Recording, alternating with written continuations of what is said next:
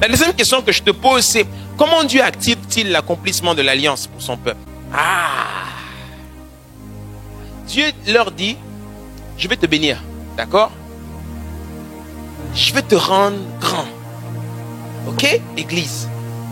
Vous, les pères de l'Église plutôt. Je vais vous rendre grand.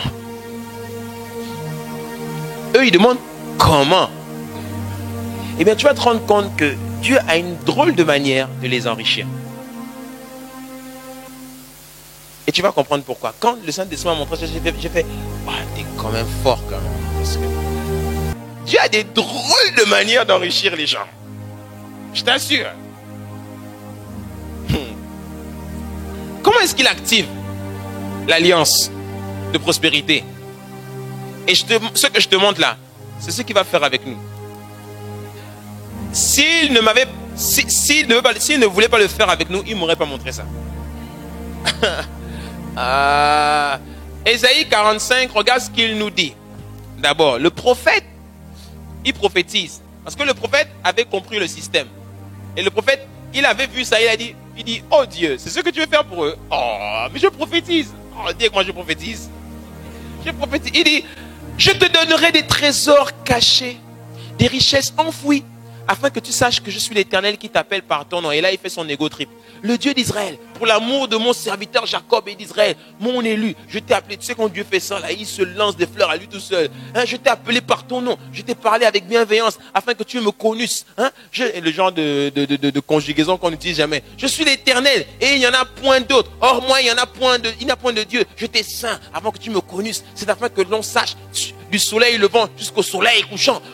Que hors de moi, il n'y a point de Dieu. Je suis l'Éternel et il n'y en a point d'autre. Je forme la lumière et je crée les ténèbres. Je donne la prospérité et je crée l'adversité. Moi, l'Éternel, je fais ces choses. La version française courant dit, je te donnerai des trésors dissimulés par les ténèbres, des richesses cachées. Il est en train de dire que, tu vois ce que les gens dehors, là, ils cachent, ils volent, tout ça, là. C'est ça que je vais prendre. Non, hey, non, moi je prends l'argent sale. C'est ça que je vous dis.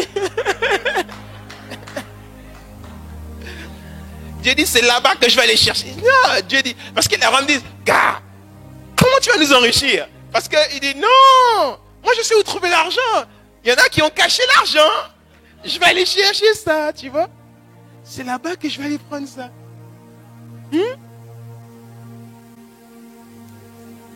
Dis avec moi, transfert surnaturel. De richesse transgénérationnelle. J'ai dit, c'est là-bas que je vais aller chercher. L'argent qui a été dissimulé. L'argent qui a été mal acquis. C'est ça que je vais prendre. Vous pensez que votre argent que vous allez gagner là, que Dieu va vous donner, ce sera de l'argent propre. C'est pas de l'argent propre. Il y a des gens qui ont volé beaucoup d'argent.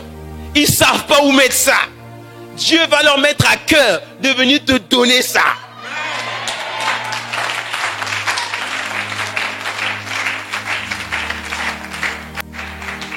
Tu es le moyen le plus sophistiqué pour Dieu pour blanchir de l'argent.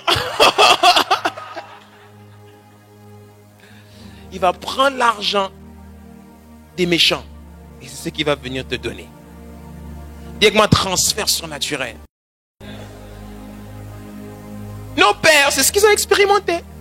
Abraham était très riche. Il était très riche comment? Genèse 12, verset 13. Les grands de Pharaon la virent en parlant de Sarah. Aussi, et la vantèrent à Pharaon, et la femme fut emmenée dans la maison de Pharaon. Il traita bien Abraham à cause d'elle. Et Abraham reçut des brebis, des bœufs, des ânes, des serviteurs et des servantes, des ânesses et des chameaux. Et là, il lui dit, pourquoi ne m'as-tu pas déclaré que c'était ta femme? Pourquoi as-tu dit, c'est ma sœur? Aussi, je l'ai prise pour ma femme. Maintenant, dis avec moi maintenant. Pharaon lui dit, voici ta femme, prends-la et va-t'en. Et Pharaon donna ordre. Dis avec moi, il a donné un ordre à ces gens de le renvoyer, lui et sa femme, avec tout ce qui lui appartenait. Et au verset 13, ce qu'on a lu tout à l'heure, chapitre 13 au verset 1, Abraham remonta d'Égypte vers le midi, lui et sa femme, et tout ce qui lui appartenait avec lui. Abraham était très riche en troupeaux. Dieu est parti prendre l'argent sale. c'est ce qu'il est venu lui donner. L'argent des païens. Dieu dit, c'est ça que je prends pour t'enrichir. Voici le premier transfert de richesse qui a eu lieu dans l'histoire de l'humanité. Dites-moi, transfert surnaturel de richesse. La maison du bâtisseur, je suis en train de vous dire que Dieu s'apprête à opérer des transferts de richesse entre vos mains. Préparez-vous. Vous aussi qui écoutez sur Internet, vous allez avoir des transferts de richesse. Sérieusement. C'est ce que le temps est venu. L'église est restée trop longtemps derrière. Il y a un réveil spirituel qui est en train de se préparer là. Et ce réveil spirituel là, Dieu va nous enrichir. Et où est-ce qu'il va aller prendre l'argent? Il va aller prendre ça chez ceux qu'on doit même évangéliser. C'est le premier transfert de richesse qu'il a fait. Le deuxième transfert de richesse dont je veux vous parler, voici encore un autre exemple. Isaac, on l'a vu tout à l'heure. Isaac, il a semé dans le pays. D'accord? Genèse 26, 12. Et là, il dit que cet homme devint riche et il alla s'enrichissant de plus en plus jusqu'à ce qu'il devint fort riche. Mais là, j'attire ton attention, pas sur ça. Regarde ce qui est écrit après. Il avait des troupeaux, des menus bétail et des troupeaux de gros bétail et un grand nombre de serviteurs. Aussi, les Philistins lui portèrent envie. Tous les puits qu'il avait creusés, que ses serviteurs avaient creusés, non, tous les puits qu'avaient creusés les serviteurs de son père, du temps d'Abraham, son père.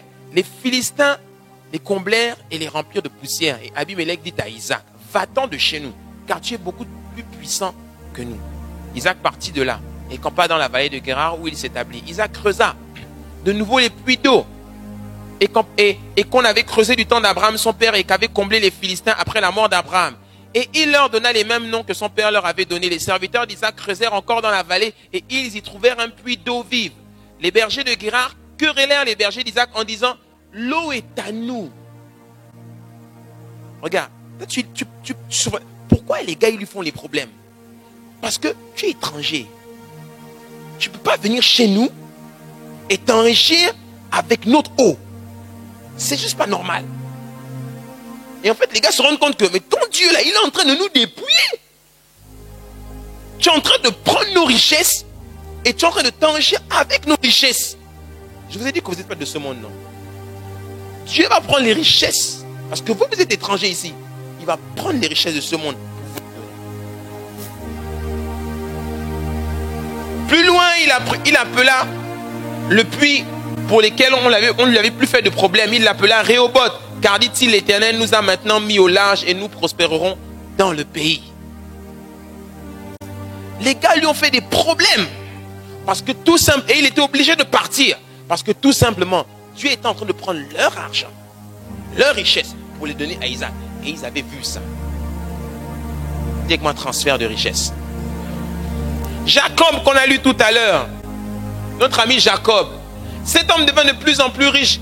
Et il eut du menu bétail en abondance. Genèse 30 au verset 43. Des servantes et des serviteurs, des chameaux et des ânes. Mais c'est pas là que j'attire ton attention. Là où j'attire ton attention, c'est Genèse 31 au verset 1. Jacob entendit les propos des fils de Laban qui disaient, regarde ce qu'il disait.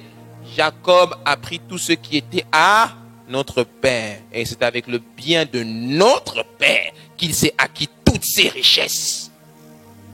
Jacob remarqua aussi le visage de Laban et voici, il n'était plus envers lui comme auparavant. Sache que quand le transfert va commencer à se faire, les gens vont commencer à te haïr. Les gens vont dire, le gars là, il s'enrichit trop bizarrement. Il s'enrichit alors là où nous, on est censé s'enrichir. Alléluia. Et ensuite, l'Éternel lui dit, retourne au pays de tes pères et dans ton lieu de naissance et je serai avec toi. Transfert de richesse surnaturelle. Dis avec moi, transfert de richesse. Ouais. En voici encore un autre. Joseph, Genèse chapitre 41 verset 44. La Bible nous dit, je t'établis, ça c'est un puissant transfert de richesse. Un gars qui était esclave, je t'établis sur ma maison et tout mon peuple obéira à tes ordres. Le trône seul m'élèvera au-dessus de toi. Pharaon dit à Joseph, voici je te donne le commandement de tout le pays d'Égypte. En d'autres mots, je te donne le commandement de mon économie. Je te donne le commandement de tout l'argent du pays. Les hommes comme les femmes, tout, je mets tout entre tes mains. Toi, tu es là assis à l'église, tu pries Dieu. Tu es là, tu travailles fidèlement tous les jours, tu vas au boulot. Et puis un jour, on te nomme. Boum! boum, on te nomme. Tu dis simple nomination, on m'a nommé un poste de DG ou de je sais pas quoi. Sauf que quand on te nomme, on vient mettre entre tes mains un sérieux budget. Le budget là vient d'où? Le budget là, mon ami, arrête de dire que c'est juste pour le boulot. C'est pour toi. Oh. C'est pour toi. Moi, je connais un DG. On l'a nommé. Quand on l'a nommé, il fait très bien son travail. Ok? Rassure-toi, il n'est pas gabonais. On ne va pas chercher loin. Il n'est pas gabonais. On met entre ses mains 30 milliards de budget. 30 milliards de budget. Il travaille très bien. Il a les félicitations de tout le monde. Ok? Au bout d'un moment, il a dit, bon, au bout d'un moment, il faut quand même que je me fasse plaisir. Hein, parce que je travaille trop et Dieu lui a dit, l'argent là, c'est pour toi. Moi aussi. Non, légalement. Oh, légalement. Il ne faut pas aller commencer à dire qu'on encourage maintenant à prendre l'argent. Et il s'est fait plaisir. Il a changé son mode de vie. Il s'est acheté une nouvelle voiture. Il a pu mettre sa famille à l'aise, etc. Transfert de richesse. Et en plus, il prend maintenant l'argent dont il a droit et il finance l'évangile. Avec ça. Transfert de richesse. Et en fait, c'était pour ça que Dieu l'avait mis là. Parce qu'aujourd'hui, ce qu'il arrive à faire avec l'argent, ça fait trop de bien à l'église. Alléluia. Voici encore un autre exemple. Alors eux, c'est le plus grand hold-up de toute l'histoire de l'humanité. Dis avec moi les Juifs. Exode chapitre 12 au verset 29. Il est écrit, au milieu de la nuit, l'Éternel frappa tous les premiers-nés dans le pays d'Égypte, depuis le premier-né de Pharaon assis sur son trône jusqu'au premier-né du captif dans sa prison, et jusqu'à tous les premiers-nés des animaux. Pharaon se leva de nuit, le gars qui les oppressait. Il se leva de nuit, lui et tous ses serviteurs et tous les Égyptiens, et il y eut de grands cris en Égypte, car il n'y avait point de maison où il y eut un mort. Dans la nuit même, Pharaon appela Moïse et Aaron, s'il vous plaît, les gars, venez d'abord, les gars, il y a un problème là. Tous les premiers-nés, non les gars, vous n'êtes pas sérieux. Et leur dit, levez-vous, sortez du milieu de mon peuple, vous et les enfants d'Israël. Regarde ce qu'il dit, j'aime trop la phrase là. Allez, servez l'Éternel votre Dieu, comme vous l'avez dit. Prenez vos brebis, vos bœufs, comme vous l'avez dit aussi. Allez, il rajoute la phrase, s'il vous plaît, bénissez-moi quand même, parce que il dit, allez et bénissez-moi. Les Égyptiens pressaient le peuple et avaient hâte de le renvoyer du pays, car ils disaient, nous périrons tous. Le peuple emporta sa patte avant qu'elle fût levée. Ils enveloppèrent les pétrins dans leurs vêtements et les mirent sur leurs épaules. Les enfants d'Israël, écoute bien, ils avaient dit, qu'est-ce que Moïse leur avait dit? Moïse leur avait dit, et ils demandèrent aux Égyptiens des vases d'argent, des vases d'or, des vêtements. L'Éternel fit trouver grâce au peuple aux yeux des Égyptiens qui se rendirent à leur demande. Attends, stop. Le Saint-Esprit dit, les gars, vous avez tellement pris que moi je suis le Saint-Esprit, je ne peux pas juste dire vous êtes sortis avec de l'argent, je suis obligé d'écrire vous avez dépouillé les gars, vous avez dépouillé les gars, vous les avez dépouillés. Et ils dépouillèrent les Égyptiens. Les gars étaient esclaves en 24 heures. Et regardez ce qui est écrit, ils firent ce que, voici le coupable, Moïse. C'est lui qui a dit, les gars, avant de partir là, demandez, vous prenez tout, les gars. On les finit une bonne fois. 430 ans d'esclavage, on les dépouille. On les finit. Transfert de richesse. Et c'est comme ça que les Juifs sont devenus riches. Ça a commencé là. Alléluia. Allez. Yeah!